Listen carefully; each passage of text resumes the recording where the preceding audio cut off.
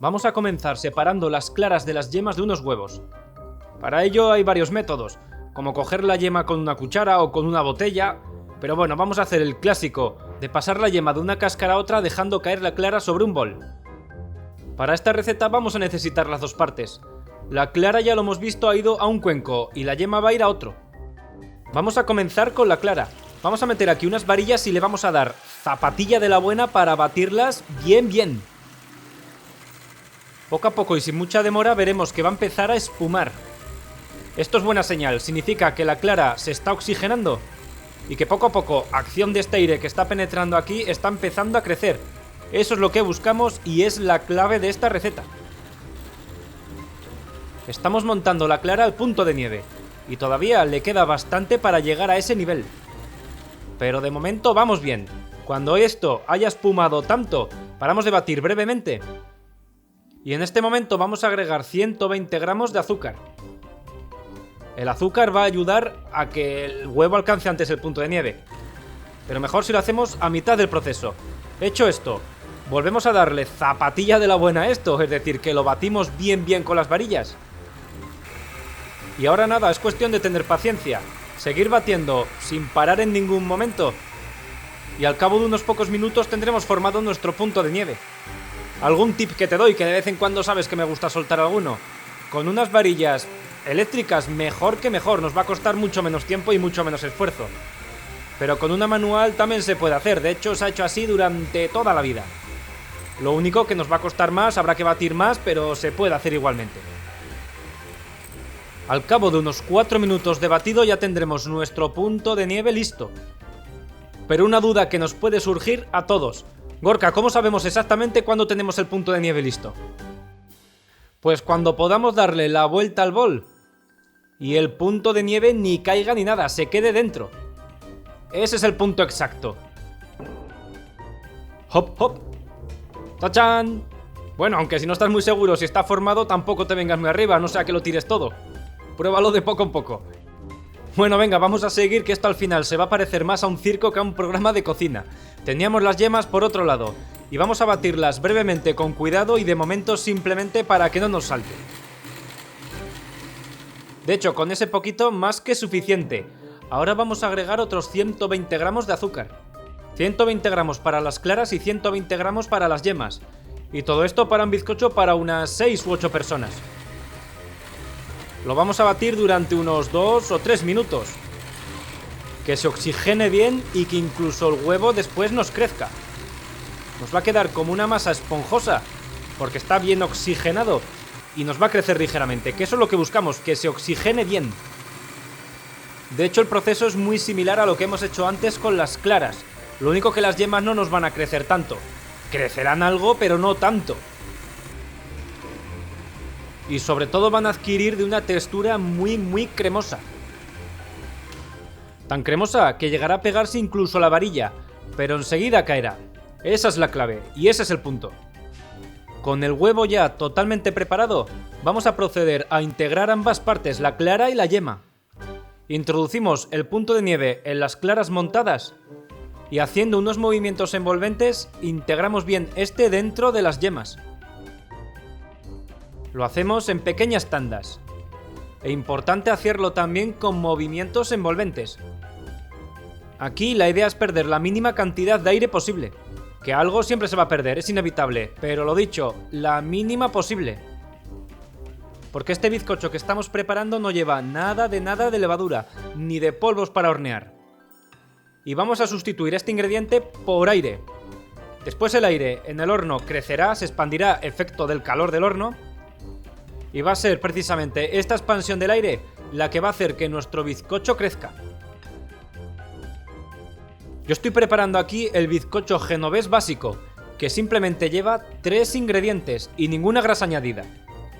Pero si quieres aderezarlo con algún sabor, después de haber agregado el punto de nieve que ya hemos terminado con él, sería el momento de echarlo. Por ejemplo, ralladura de cáscara de naranja, esencia de vainilla o incluso un poquito de agua de azahar también le viene fetén. Yo no le voy a añadir nada, que así también queda muy rico y además mi objetivo no es aderezarlo, mi objetivo es enseñarte a hacer este bizcocho. Y para continuar con él vamos a agregar 220 gramos de harina de trigo para todo uso. Una harina sencillita, sin complicaciones. La vamos a integrar a través de un colador para que se tamice. Y así, entre otras cosas, lo que vamos a lograr también va a ser oxigenar esta harina. Que aquí todos los detalles ayudan para que el bizcocho crezca bien. De hecho, al final lo vamos a ver cómo ha crecido. De momento, terminamos de tamizar toda la harina. Y con la misma espátula que habíamos utilizado antes para integrar la clara, volvemos a hacer lo propio con la harina. Integrarla haciendo movimientos envolventes. A partir de este momento no nos interesa mucho trabajar la harina. Y por trabajar me refiero a removerla en exceso. No queremos que se desarrolle el gluten que contiene, así que simplemente mezclamos lo suficiente para que se integre la harina. Y ya está, no tocarla mucho más.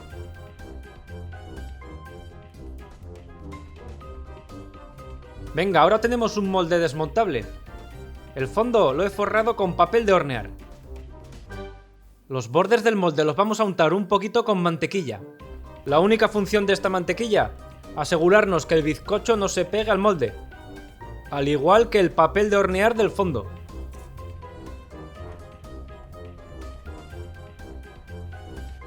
Una vez lo tengamos, vamos a proceder a introducir esta masa dentro del molde. Como ves, esta masa es más densa que la mayoría de los bizcochos de los que estamos acostumbrados. Así que si cuando lo estés preparando ves que queda así, es totalmente normal, de hecho es que tiene que quedar así. La introducimos bien, que no quede ni una sola gota dentro del bol. Y ya para poner el broche final, zarandeamos el molde para distribuir la masa por toda la superficie de este y le damos unos golpes contra la mesa para eliminar cualquier burbuja gordota que haya podido contener. Así después el bizcocho nos quedará alveolado como tiene que quedar, pero no con unos agujeros que parezcan la entrada de la cueva de Alí Baba. Hecho esto, lo introducimos en el horno a 180 grados centígrados y lo vamos a dejar aquí durante unos 40 minutos. Pasado ese tiempo, cuando el bizcocho ya esté bien cocinado en su interior, habrá crecido todo esto. Y todo ello gracias al aire que le hemos inoculado, sin trucos. Vamos a dejar que el bizcocho se temple en el molde unos 10 minutos. Y hecho esto, cuando todavía esté caliente pero que por lo menos podamos manipularlo, lo vamos a desmoldar. Bueno, que no lo he dicho, pero para estas cantidades el molde ideal sería uno que tenga unos 20 centímetros de diámetro. Y ahí se ve, ha crecido mogollón. Eso es bueno. Vamos a terminar con él, quitándole totalmente el molde, incluido el papel que habíamos puesto para que no se pegase.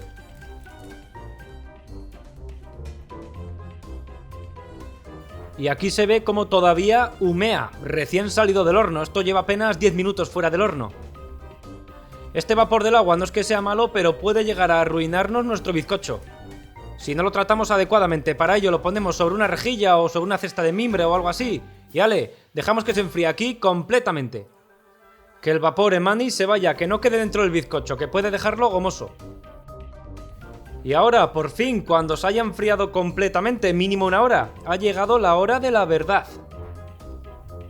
Este bizcocho se puede comer así, tal cual, que queda muy rico. Pero yo recomiendo consumirlo como desayuno, con leche o con café. También sirve como base para hacer otras tartas más elaboradas. Un bizcocho muy fácil de hacer, con 3 ingredientes, sin levadura, pero mira qué esponjoso. Que hablando de esponjosidad, en casa nos duró 5 días forzándolo porque intentaba ver cuánto aguantaba, bien tapado eso sí. Pero fue imposible, al 5.º día ya estaba terminado. Es decir, que al menos 5 días esta esponjosidad dura sí o sí. ¿Y sabes por qué forzándolo solamente nos duró 5 días? Porque este bizcocho es pura ambrosía.